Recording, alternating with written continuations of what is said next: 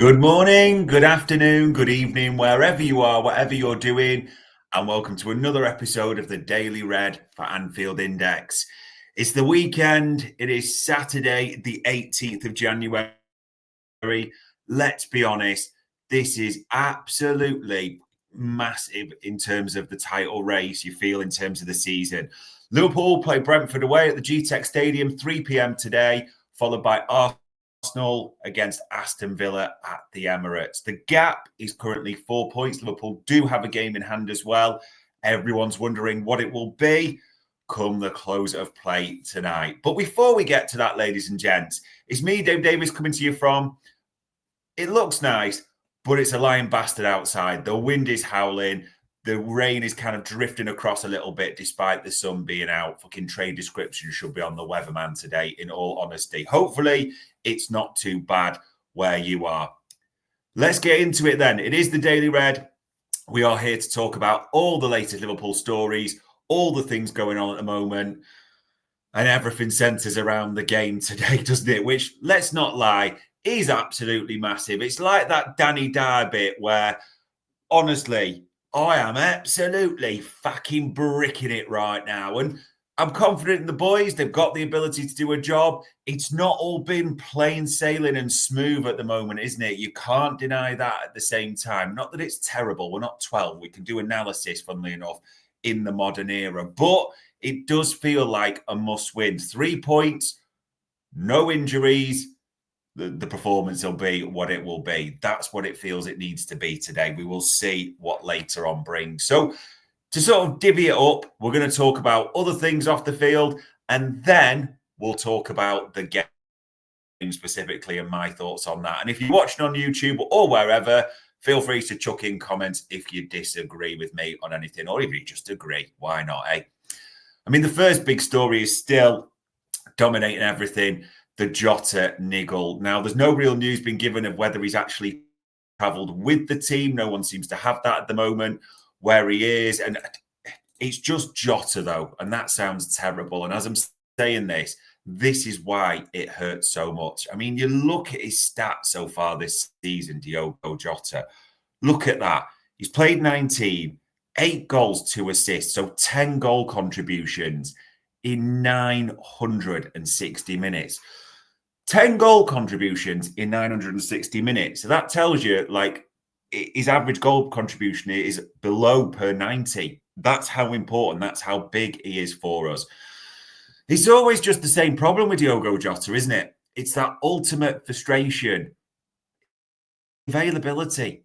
I mean, the injury records, I mean, you can see even the Champions League bit on the page there below. 4 of the games he's missed so far out of 6 in the Champions League. But more importantly, what's he missed in the league? And he's likely going to be missing today. The thing is, when you talk about a Jota niggle, as we know as well, what does that mean? History tells us that a Jota niggle means he could be back for Lille midweek.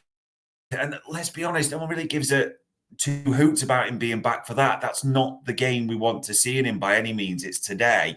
But also, let's be honest, a Jota niggle could just mean he's caught leprosy or something like that. You just never know with Diogo Jota what it could be. Now, as I'm saying this, I am fully expecting him to not be in the Liverpool squad to play Brentford at 3 o'clock. It's 11 o'clock or just gone currently. Desperate to be wrong. Desperate to be wrong. So if you want to go, later on, you got it wrong, Dave.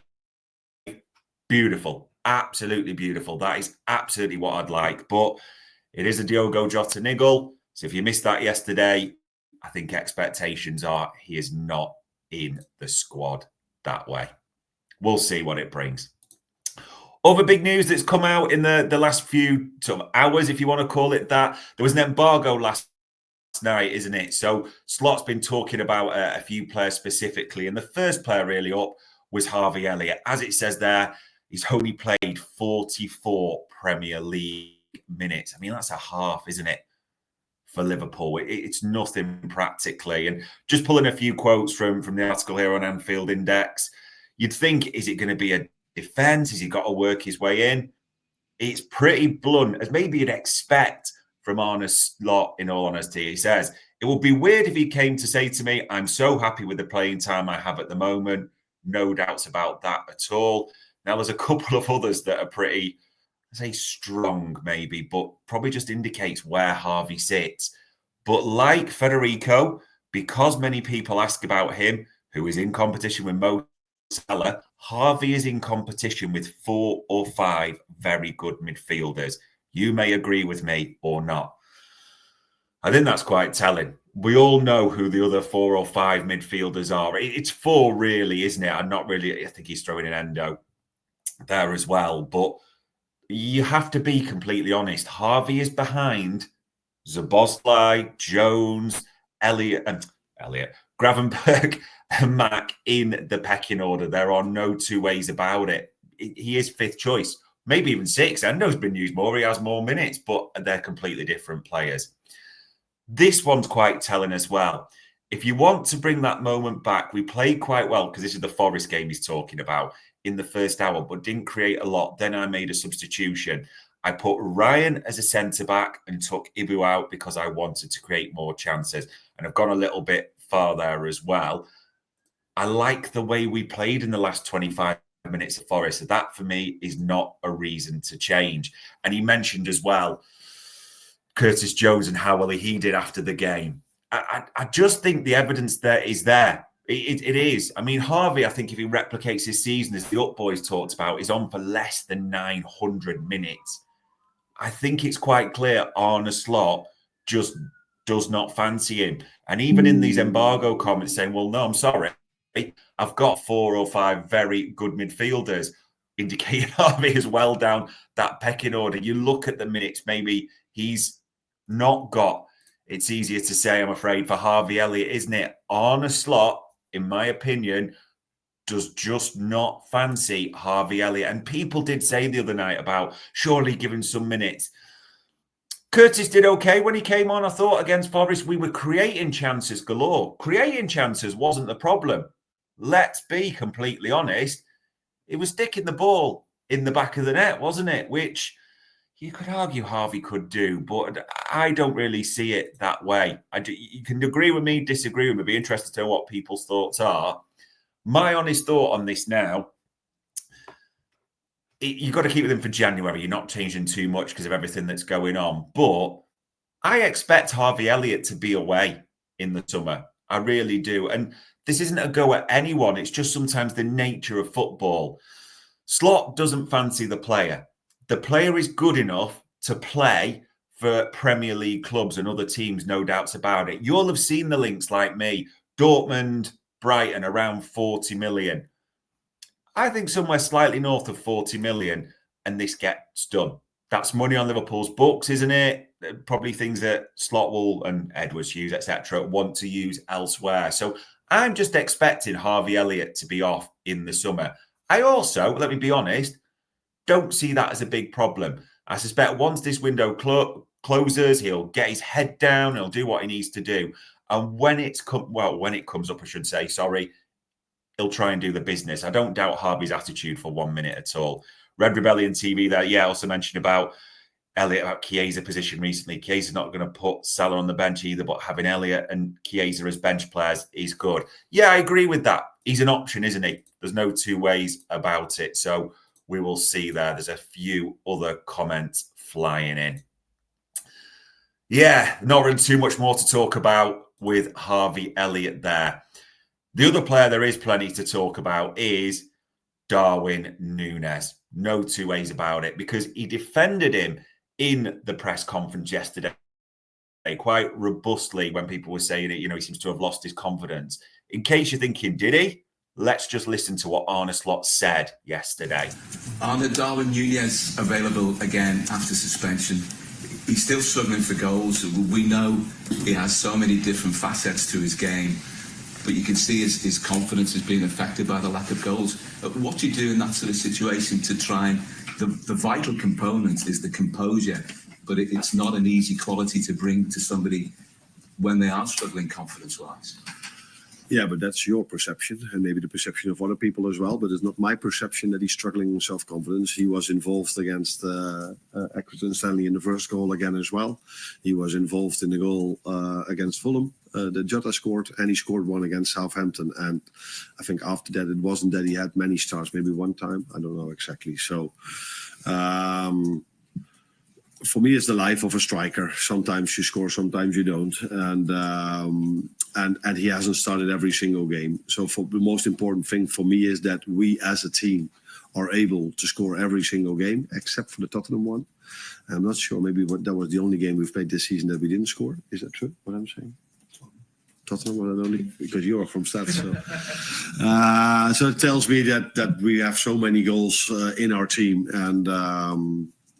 And yeah, Darwin will score his goals like he did for this club already. And he will. So that's the background. I don't want to get too much into that just now because, in all honesty, that's what he said yesterday. Let's have a look at what Arne Slot said in the embargo comments. If I bring that one up there.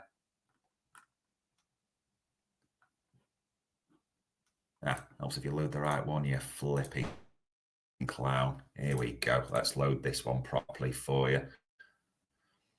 So yeah, there's a few comments came out in this one, to be honest, that I think are quite interesting. You may or may not agree with this, but this is what was said in the embargo, and I'm going to give you my take on it. Said, Darwin is a striker. We hit the right bloody one, eh? We have to use in a certain way, and we're not able yet to bring out the best of him this season, okay? And it mentioned that Accrington Town, you saw that he had a lot of pace, but unfortunately for him, most teams sit back a lot against us. And there's other bits as well. It's never here, Darwin. You can score. Every time we're putting across, I see a defender all over him. There's a couple of bits to this for me. Number one, Arne Slot is robustly defending his man, quite rightly. What else is he supposed to do, though?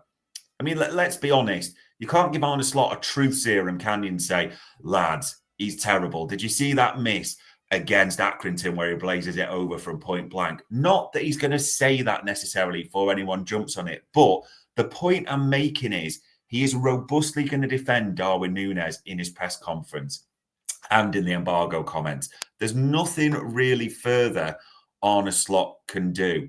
However, as he admits, Darwin is not getting his goals this season. And I know he says in that press conference, he will. He's got to try and give that back. Come on, Darwin, you're good. You can do it. The evidence points to different, though, isn't it? I mean, and how many chances, how much of a sample size do we want for Darwin Nunez to say he's not really going to be a huge success story at Liverpool? That's my honest opinion. If he doesn't go in January, he's going to go in the summer for whatever price that may be. And just a little bit on that, I think it's interesting to know. As there, Lewis Steele from the Daily Mail, shout out to him, mentioned in his article today for the embargo, that the interest in Darwin Nunez from Saudi is genuine. There had been a few reports that there was nothing in it, but Lewis Steele saying his information is that it's genuine, which, to be fair, does back up what Sam Maguire's been saying recently. So shout out to Sam. A lot of people have been shutting that down. Does seem the interest is genuine. I can only show you, obviously, what's been reported from the embargo. But as I'm saying this, and I know people in the comments are going to be like, oh, he wrote in his confidence, blah, blah, blah, and all this. And I get that. I get what people are saying. Just to be crystal clear, I am desperate for Darwin Nunez to ram this back down my throat today, smash my teeth in the lot. I am desperate if Darwin Nunez does start or come on, whatever it may be, to score goals. That is the hope. Yes, absolutely. Is it my expectation? I'm lying if I say, yeah, you may see it differently. I can see the comments flying in the chat panel. And that's a fair comment, Red Rebellion TV. Yeah, when Darwin's been playing or not, we've only lost 2 games the whole season and won the majority whether Darwin is in the pitch or not. I'm not disagreeing with that. I also get, for the final part, what Slot was trying to do, where he said, no, he's had a hand in the goals. It's a nice assist for Jota's opener against Accrington, isn't it? That one where he squares it across the box. That's nice. He also mentioned a Fulham game where it's Jota. I mean, I think that's a bit generous. Yeah, he passes into it. Do you remember Jota weaves, gives the defender the eyes and sells Leno across for that 2-2 equaliser. But as Slot kind of alludes to in that article, strikers are judged on goals. And Darwin Nunez is nowhere near the total we'd want him to be this season with the games, the minutes he's played. No two ways about it. And yeah, as now you put there, beautiful assist. I mean, there was another good one, the Arsenal one for Mo, wasn't it? That was great play, great run. He can almost, it seems, make goals, which is good. There's nothing wrong with that. That is very helpful for the team. I think we all know the story about we want him to score them, convert them, and you can point to so many big chances missed, can't you? That is just honest for me on it. I actually think, as I said yesterday on post-conference presser, Darwin Nunez will start today. That is my honest opinion. I think he will start. As I said, I hope he smashes them in. No two ways about it. Smashes it, everything back down my throat. But there we go. There's not really too much more that needs to be said. As I said, if he starts, let's hope he absolutely does the business today. Which is right then to speak about this one, isn't it? This is absolutely massive. Absolutely ginormous. We are 4 points clear at the top with a game in hand. Looks pretty nice still to look at it. I know the results haven't been perfect recently, but it still looks nice to look at it. Let's not pretend. Brentford, your mid-table team. I mean, they pretty much lost as many as they've won. Scored 40, conceded 37. It's probably exciting watching if you're a Brentford fan right now. Yeah, you're mid-table and people go as mid-table. But think where they were last year. Think that Thomas Frank's got them going again, hasn't he? Ivan Toney's gone. They pose threats. Yeah, I'd be surprised if we kept a clean sheet. And 4 people jump on me for this. Yes, I know we've not done that recently. But even in our top form, this is a tough place to go. Brentford with the 3rd best home record in the Premier League. This is a threat. This is a difficult game. No two ways about it. And yet, even when you're saying this, you look at their recent results. I mean, they lost at home to Forest. They lost at home to Arsenal. 2-2 against City looks a good result. It looks even better the fact that they were 2-0 down and they got that late equaliser. I know all the pictures were of Pep doing his big, homoerotic hugging of Ortega, throwing him around and all that stuff. But what should be taken from that game was Brentford are tough at home. The 3rd best home record in the Premier League and good result against City there. So this is not an easy game at all. You can understand why Reds are nervous. And if you look at their squad at the same time as well, I mean, I still find it weird that whoever's listed these has put them in the midfield area. They're tall, they're big, so set pieces will be an issue as you scroll down. But it's these two, innit? Visser and Mbuemo. Maybe just, obviously I shouldn't wish ill, temporary case of leprosy wouldn't hurt, just nothing serious for the way if anyone jumps on me for that. But look at these two, 24 goals in the Premier League. So out there 40, these two have made up 24. So they are a real threat. We could really do with them having a bad game. And the reason I wanted to talk about Mbuemo, we've discussed him before, me and Bartsy, transfer market metrics. There's a lot of people, some not. You'll have your opinion on this. It'd be interesting to see. Is Bryan Mbuemo a good signing for Liverpool? Hopefully, if it is the case and he is being a player that's being looked at, we absolutely watch him fail the audition spectacularly today. Yeah, it's interesting there, as Red Rebellion TV says, Brentford's defence isn't very good. I reckon we'll score at least 2. I hope you're right. They are a big side, but as that table shows, they do ship goals. 37. I mean, if you look, that's the reason they are mid-table. And if you go down, it is one of the worst defences in the league. They've got a lot of height. They've got set pieces, but yeah, it just feels one of those that can go either way, doesn't it? Realistically, it might just come down to a minute for me. Lineup, scorers. I've given you a bit. I think up front it'll be Nunez. I think it'll be Salah on the right, and I think it will be Gakpo on the left. I would actually, I don't want to see the Diaz experiment in this one. I don't want to see that. I think they'll play mostly sit in if we do that, and I think we'll play into their hands. I wouldn't mind, and people will shout at me for this, Chiesa or Dan's being in there. Jadon Dan's maybe coming off the bench as an option. I wouldn't mind seeing that today if we need a goal. No two ways about it. But Chiesa would be one for me to start. I just want to see how that would go. He also played when in the home game, the reverse fixture, if you want to call it that, in that position. But I know people will be saying it's Nunez, you've got to back him. I get that. And I hope if he starts, he does the business. Midfield and defence, I think largely picks itself, as in it's McAllister and Grav, Szoboszlai in front. I don't think Curtis Jones did enough to get back in for me the other night. In defence, it's VVD, Konate. You hope he kind of gets back up to speed and it just clicks all of a sudden. That would be nice, wouldn't it? Right back, Trent. Left back, I would be highly surprised if Andy Robertson starts at left back today. That to me is like, to be honest, if he starts Robertson again, I've got a little bit of concern of how much faith he's got in him. And listen, just to be clear, because people will jump on this, club legend, brilliant, 8 million, won it all, no doubts about it at all. But Tsimikas is the best left back at the club for me now.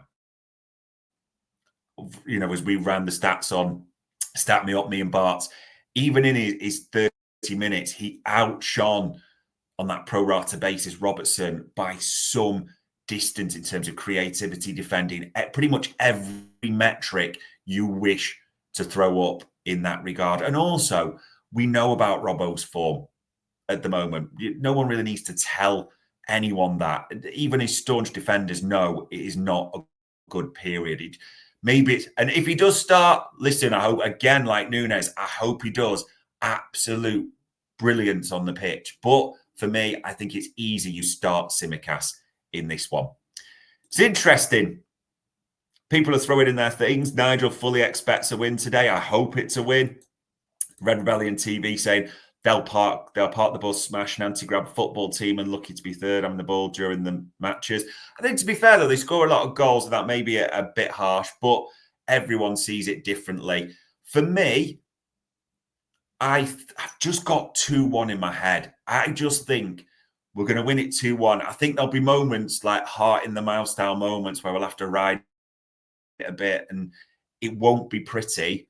2-1, Mo Salah to get the winner. That is my honest prediction for today. And listen, let's not pretend you wouldn't take that. A win, no injuries. That's the mantra today, isn't it? Because then you are just lumping the pressure on Arsenal. And Villa, I mean, let's not forget, they're chasing the Champions League as well. They really need points on the board in this one because they're 3 behind Newcastle, aren't they? In 4th, who are on a great run. Yeah, there we go. Fair enough. Red Rebellion was talking about Forest. That makes more sense in nature. Yeah, they are a smash and grab team. The Bastards had one chance. One chance. Chris Wood, that one strike. There's not been a New Zealand-based robbery so big since Gollum got it robbed off Frodo, the little bastard, did he? That's how bad that game was. One chance they had. They stuck it in. We battered them for the last half hour. And that's what happens, eh? There you go.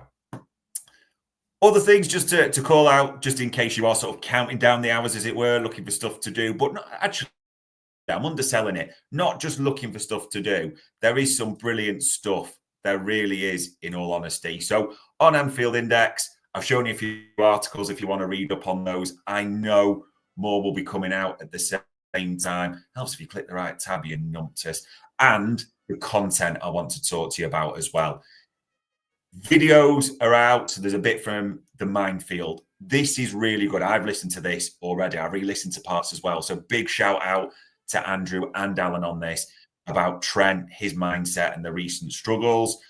Dave did Daily Red yesterday. He talked about Nunez and certain bits. We had post-conference presser as well. There was, and I know these do well and I like them, a little chat from Ben. I say little chat because he's about 12 years old in my mind, Ben, but also Lewis Bower, well known for his coverage of the academy, talking about players there and the next Alisson Becker. I don't want to give too much away, but well worth a listen. Look at this, all this stuff in your last 24 hours as well.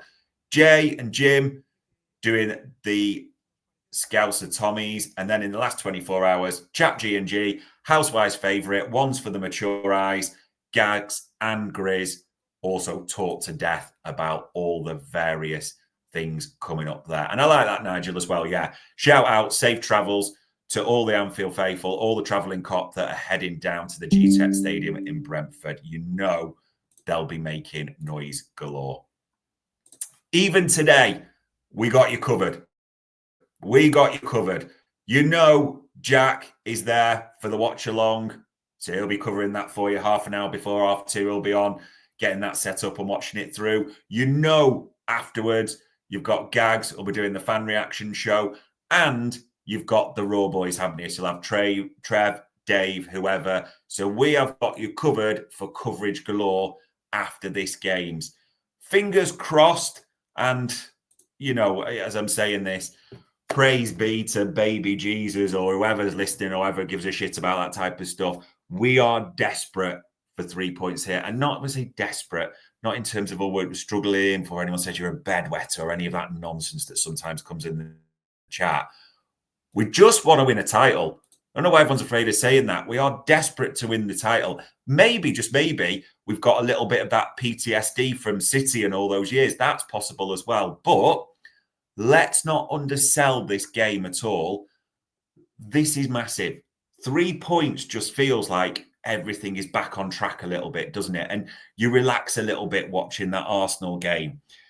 If it's not 3 points, you just wonder about the form, how it's going. The off-the-field noise gets bigger, doesn't it, with the 3 contracts, the lack of transfers and all that type of stuff as well. This is a massive game. Okay? I have no shame. I don't really give a shit what people say about this. My arsehole is puckering up a little bit like a snare drum at the moment. That's how it's feeling. I'm hoping come just before 5 o'clock, it is relaxed and ready to release. But there we are, ladies and gents. Saturday, the 18th of Jan. It is just over 3.5 hours till kickoff. Liverpool at the GTEC Stadium. That was another Daily Red for Anfield Index.